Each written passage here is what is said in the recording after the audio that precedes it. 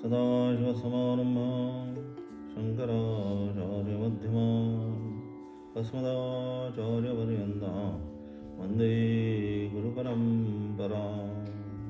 श्रुतिस्मृतिपुराणानाम् आलयं करुणालयं नमामि भगवत्पादं शङ्करं लोकशङ्करं शङ्करं शङ्कराचार्यं केशवं बादरायणं सूत्रभाष्यकृतं वन्दे भगवन्तौ पुनः पुनः ईश्वरो गुरुरात्मेति मूर्तिभेदविभागिने व्योमवद्व्याप्तदेहाय दक्षिणामूर्तये नमः।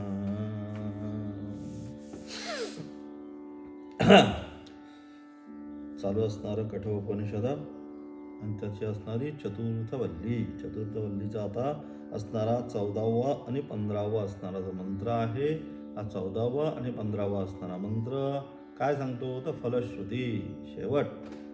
हे सगळं केल्याचं जे फल काय प्राप्त होणार आहे, कशासाठी करायचं आहे, अशा प्रकारे काय केल्यानंतर काय होणार आहे हे सांगणारी फलश्रुती. त्या फलश्रुतीच्या माध्यमातून जो या सृष्टीचक्रामध्ये, या ब्रह्मांडामध्ये एकत्व पाहतो तो ब्रह्मभावाला प्राप्त होतो. ब्रह्मविद ब्रह्मैव भवति.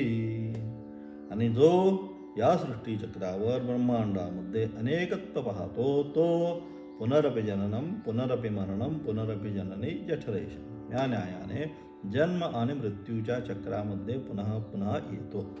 आणि अशा प्रकारे मग काय केलं पाहिजे साधकाने, तर साधकाने या सगळ्या मंत्राच्या द्वारे एकत्व वासुदेव सर्वम हा गीतेचा जो सिद्धांत आहे तो आपल्या जीवनामध्ये उतरवला पाहिजे.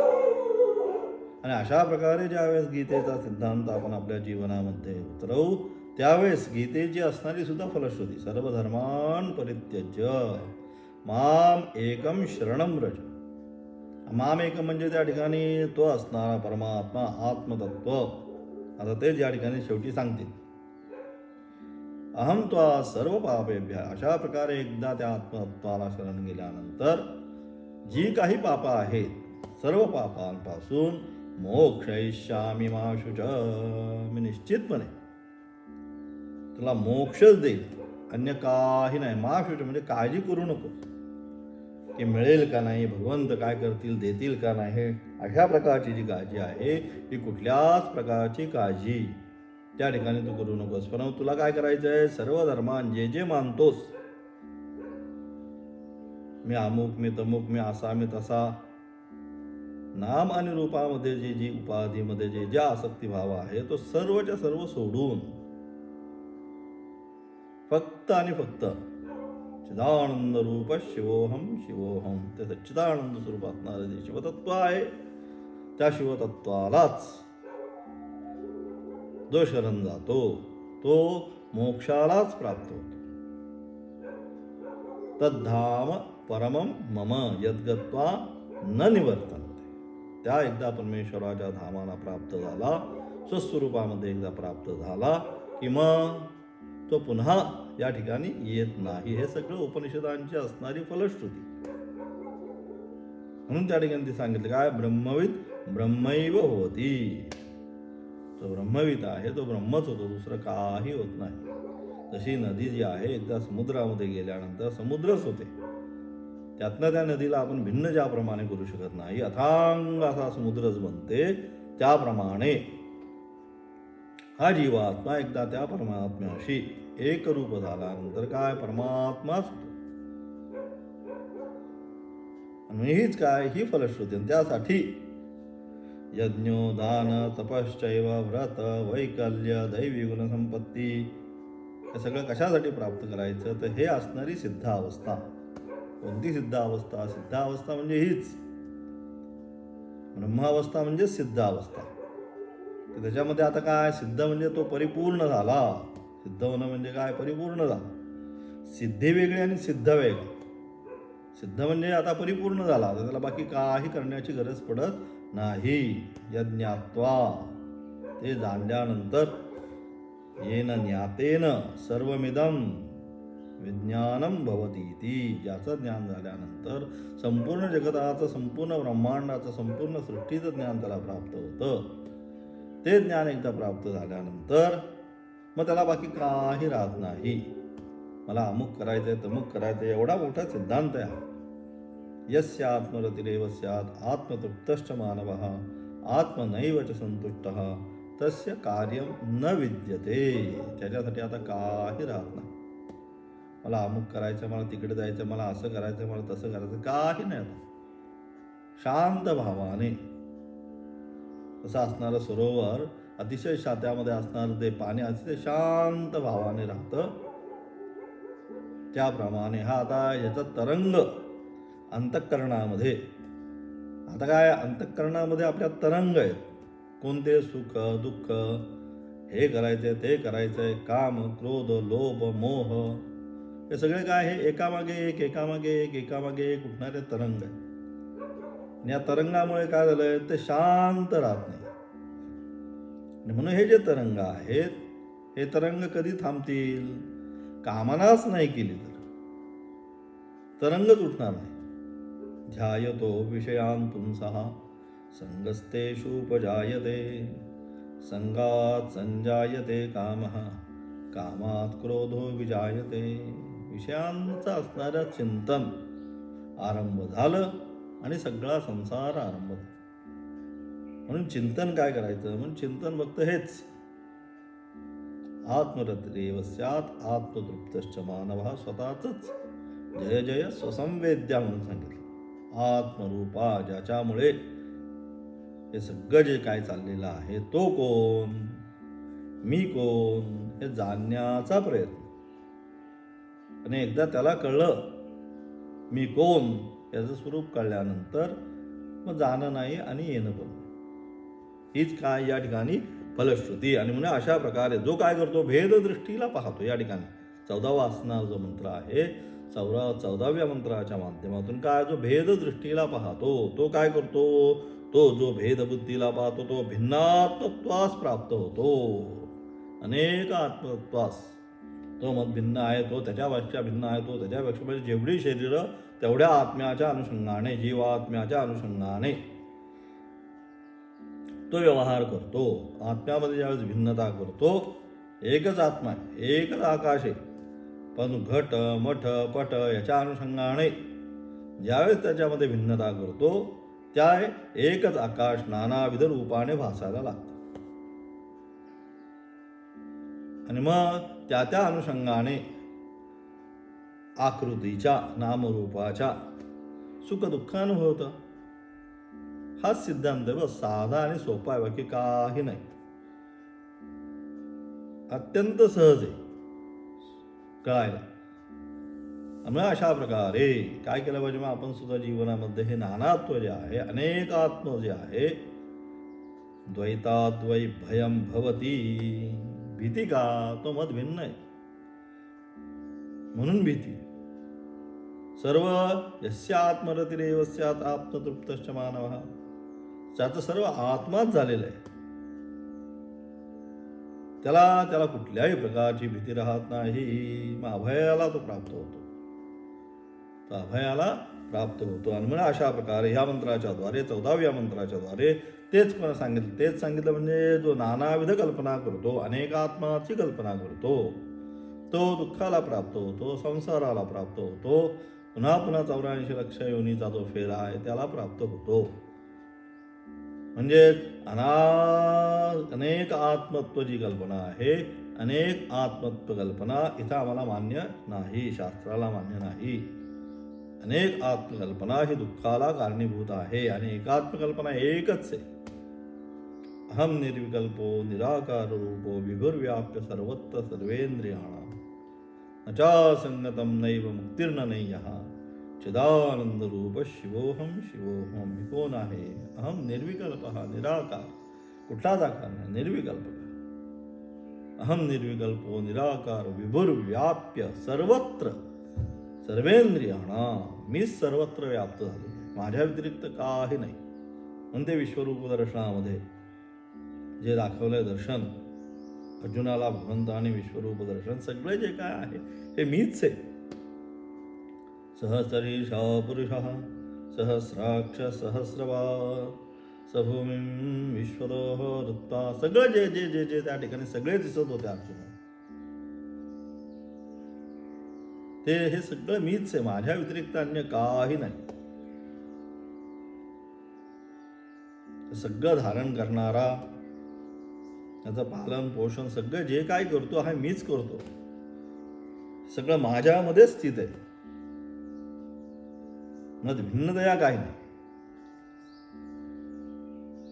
म्हणजे अशा प्रकारे मग काय केलं पाहिजे. मग आपल्याला सुद्धा अनेकत्वाची जी कल्पना आहे तिचा त्याग करून एकत्व जे आहे एकत्व साध्य केलं. भूता परस्परे जडो मैत्र जीवांचे सगळेजण एकत्रित येवोत. कोणत्या उद्देशाने. मैत्रीच्या उद्देशाने सर्वच्या सर्वजण आहेत ते एकत्रितपणे येवो. आणि अशा प्रकारे त्या ठिकाणी आणि म्हणून काय केलं पाहिजे. मग आपल्याला साधकाला आपल्या जीवनामध्ये एक ब्रह्म एकात्म जे आहे एकात्म आत्म्याची कल्पना केली पाहिजे. न की नानात्व आत्म्याची कल्पना. एकात्म आत्म्याची कल्पना काय मोक्षाला प्राप्त करते. अनेक आत्म्याची कल्पना बंध मरण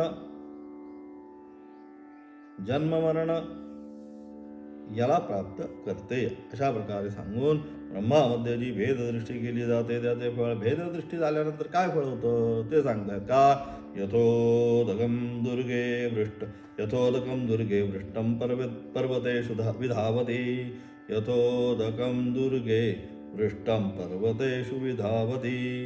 एवं धर्मान् पृथक् पश्यन् स्थाने वा नुविधावती. की ज्याप्रमाणे का उंच स्थानावर पर्वतावर ज्याप्रमाणे पाणी पडतं ते पर्वतावर पडलेलं पाणी काय पर्वताच्या विविध भागामधून काय होतं पुन्हा वाहून जातं. ज्याप्रमाणे उंच पर्वतावर जर कितीही पाणी पडलं पाऊस पडला ते एका ठिकाणी राहतं का. ते नानाविध त्याचे मार्ग आणि त्या सगळ्या नानाविध मार्गाने ते काय होतं ते कामाला येतं का नाही. मग ते नानाविध मार्गाने वाहूनच जातं. यथो दकम दुर्गे वृष्टम जे पाणी पर्वतावर पडतं ते काय पर्वतेषु विधावती. ते तसंच धावत धावत धावत निघून जातं. एवं धर्मान त्याचप्रमाणे काय अनेक आत्मा कल्पना केल्याने तसंच एका ठिकाणी ज्याप्रमाणे पडलेलं पाणी नानाविध भावाला प्राप्त होऊन अनेक मार्गाने ज्याप्रमाणे निघून जातं त्याचप्रमाणे या ठिकाणी काय आत्मा एकच आत्मा असला तरी त्या आत्म्याच्या अनेक कल्पना केल्याने त्याचप्रमाणे अनेक आत्मा कल्पना केल्याने एक नाही अनेक आत्मा कल्पना केल्याने काय भिन्नत्वास तो प्राप्त होतो. तो भिन्न आत्मत्वास प्राप्त होतो.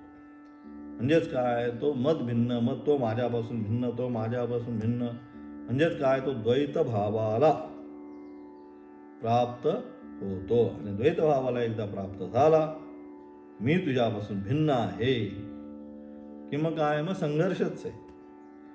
गीतेचे पहिले शब्द ते मामका पांडवाश्चैव माझं आणि तुझं माझे आणि पंडूचे झालं. द्वैत भाव निर्माण झाला आणि युद्ध झालं. ज्या ज्या ठिकाणी द्वैत माझं आणि तुझं ही भावना ज्या ज्या ठिकाणी आहे त्या त्या ठिकाणी निश्चितपणे काय भीतीचे नाशच आहे असे या ठिकाणी सांगण्याचा त्यांनी प्रयत्न केला. आचार्य काय म्हणतात आचार्यांचं असणारं भाष्य पुनरपि भेद दर्शन अपवादम ब्राह्मण आह यथोदकं दुर्गे दुर्गमे देशे उच्यते वृष्टं सिक्तं पर्वतेषु पर्वतवत्सु निम्न प्रदेशेषु विधावती विकीर्ण सत् विनश्यती. अशा प्रकारे आचार्य म्हणतात नचिकेत. आता त्याचा असणारा अर्थ भाष्य असणारं 14वा असणारा मंत्र त्याचा असणारं भाष्य आचार्य काय म्हणतात आचार्य म्हणतात नचिकेताने मला जो मुख्य आत्मविषयक प्रश्न केला. नचिकेताचे 3 प्रश्न आहेत त्याच्यामधला मुख्य हा प्रश्न काय एयम प्रेते विचिकित्सा मनुष्य अस्ति ते केनायमस्ति की जैके. हा त्या ठिकाणी मुख्य प्रश्न. पहिला वडिलांचा राग जावा दुसरा अग्निविद्या संदर्भात आणि तिसरा आत्मविद्या संबंधात. आणि मग अशा प्रकारचा हा असणारा आत्मविद्याविषयक प्रश्न ययम प्रतया या वाक्याने विचारला होता. त्याचे उत्तर यमाने असे दिले. काय त्याचं उत्तर जे आहे ते यमाने दिलं. काय म्हणतात यम या ठिकाणी? त्याचे उत्तर यमाने असे दिले की देहेंद्रियादिकाहून आत्मा हा वेगळा असल्याने देह आणि इंद्रिय आहे त्यापासून जे आत्मतत्व आहे हे आत्मतत्व देह आणि इंद्रिय यापासून काय हे भिन्न आहे. देह इंद्रियादी हे जड आहे आणि तो चेतन आहे. आणि म्हणून अशा प्रकारे देह आणि इंद्रियापासून हे आत्मतत्व काय हे आत्मतत्व हे वेगळे असणारे स्थूल देहाचा जरी नाश झाला तरी जीवतत्व अविनाशी असे आहे. यद्यपि त्यापासून ते भिन्न असल्यामुळे जरी या स्थूल देहाचा नाश झाला तरी सुद्धा ते आत्मतत्व आहे ते आत्मतत्व तसंच राहतं. त्याचा नाश होत नाही. त्याला आपण काय संज्ञा देऊ ती देऊ. त्याला आपण या ठिकाणी जीवतत्व म्हणू. थोड्या वेळ म्हणू नयनम छिन्नन्ति शस्त्राणि नयनम दहति पावकः न चैनम क्लेदयन्त्यापः न शोषयति मारुतः. त्याचंच स्वरूप सांगितलं त्या ठिकाणी गीतेने. तोच म्हणजे काय त्याला जीवतत्व अविनाशी असे आहे. व तो जीवच परब्रह्म आहे. तो त्याला आपण जीवात्मा असं म्हणतो. तो जीवात्मा वास्तविक काय आत्मा परमात्मा तोच आहे तर भिन्न नाही. तो जीवच परब्रह्म आहे असा उपदेश केला.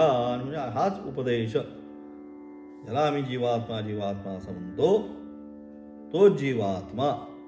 त्याचा जीव म्हणजे अंतःकरण विशिष्ट जे आहे त्याला थोडंसं बाजूला केलं की राहणारा तो आत्मा चैतन्य शुद्ध तेच परब्रह्मतत्व आहे. आणि अशा प्रकारे तोच काय तेच अविनाशी स्वरूपाचं सुद्धा आहे असा उपदेश केला.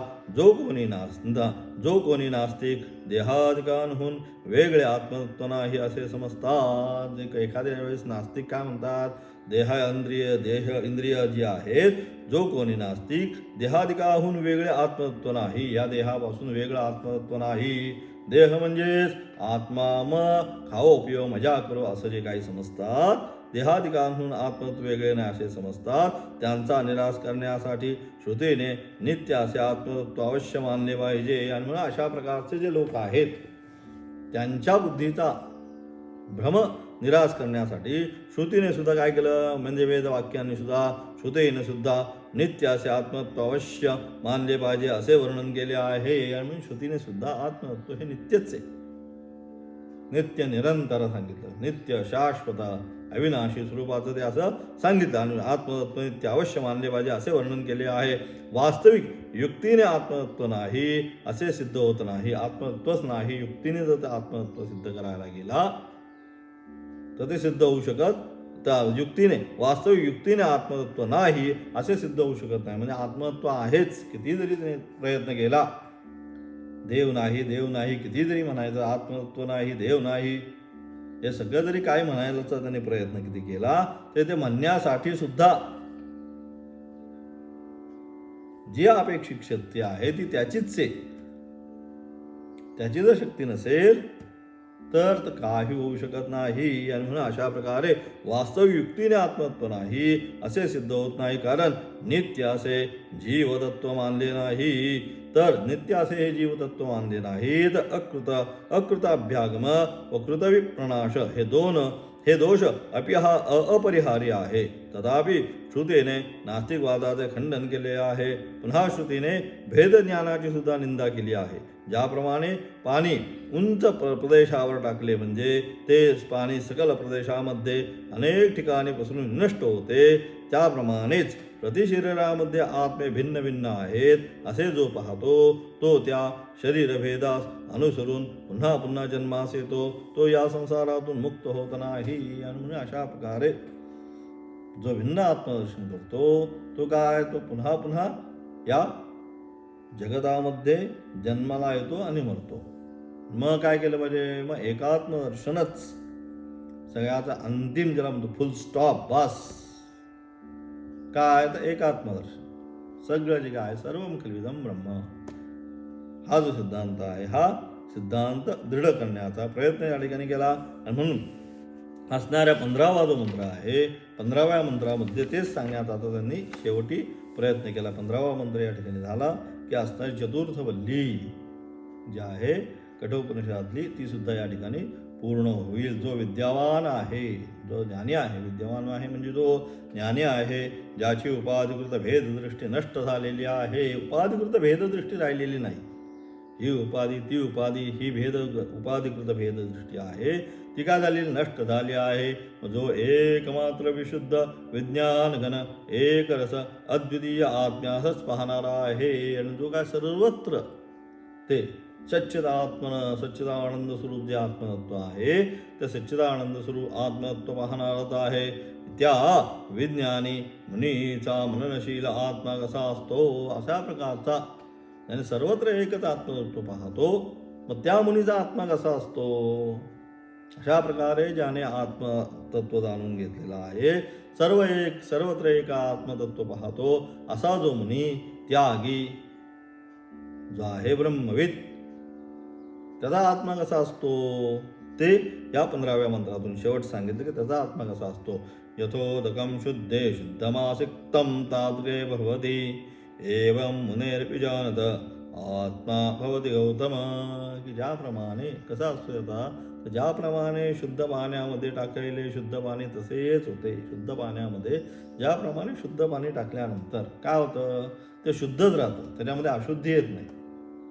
म्हणजे ते तसंच राहतं, त्याच्यामध्ये कुठल्याही प्रकारचा थोडक्यात बदल होत नाही. त्याचप्रमाणे अगदी त्याचप्रमाणे शुद्ध आत्म्यामध्ये आणि स्वतःचं असणारं ज्याला तो जीवात्मा भावाने म्हणायचं, तो जीवाचा त्याग केल्यानंतर म्हणजे नामरूपाचा त्याग केल्यानंतर जे राहतं चैतन्य, ते चैतन्य त्याच्यामध्ये मिक्स केल्यानंतर परमात्माच राहतो. परमात्म्याच्या व्यतिरिक्त काही राहत नाही. तेच सांगितलं. त्याचप्रमाणे हे गौतमा विज्ञानी मुनीचा आत्मा शुद्धच राहतो. त्याप्रमाणे आता सुद्धा जो आत्मा आहे, तो आत्मा जो आहे सच्चित आनंद स्वरूपच राहतो. म्हणजे काय, त्याच्यामध्ये कुठल्याच प्रकारचा बदल होत नाही. शुद्ध पाण्यामध्ये ज्याप्रमाणे शुद्ध पाणी टाकल्यानंतर ते शुद्धच राहतं, त्याचप्रमाणे ते असणारं नित्य शुद्ध स्वरूपाचं आत्मतत्व त्याच्यामध्ये यांनी जाणलं स्वतःला नित्यशुद्ध, आणि ते त्याच्यामध्ये टाकल्यानंतर दोन्ही एकात्मभावाला झाल्यानंतर काय, तिथे आत्मतत्वच राहतं. आत्मतत्वाच्या व्यतिरिक्त अन्य काही राहत नाही. काय म्हणतात आचार्य म्हणतात, अस्य पुनर्विद्यावतः अविद्वान पुरुष भेद. जो अविद्वान पुरुष आहे तो काय, अविद्वान पुरुष भेददर्शी असल्याने तो मुक्त होत नाही. तो कदापि मुक्त होत नाही. जो विद्वान पुरुष त्याला आत्म्याच्या ठिकाणी अविद्येने आरोपित जो भेद त्याचा विलय होतो. परंतु जो विद्वान आहे, तो विद्वान पुरुष काय करतो, आत्म्याच्या ठिकाणी अविद्येने आरोपित जे भेद आहे त्या भेद ज्ञानाचा विलय होऊन जातो. म्हणजे भेद ज्ञान त्याच्या दृष्टीने आता राहत नाही. तो विज्ञान एक रस अद्वय आत्मा सर्वत्र एक रूप पाहतो. तो सर्वत्र एक रूप विज्ञान घन जे आत्मतत्व आहे ते सर्वत्र एक स्वरूप असं पाहतो.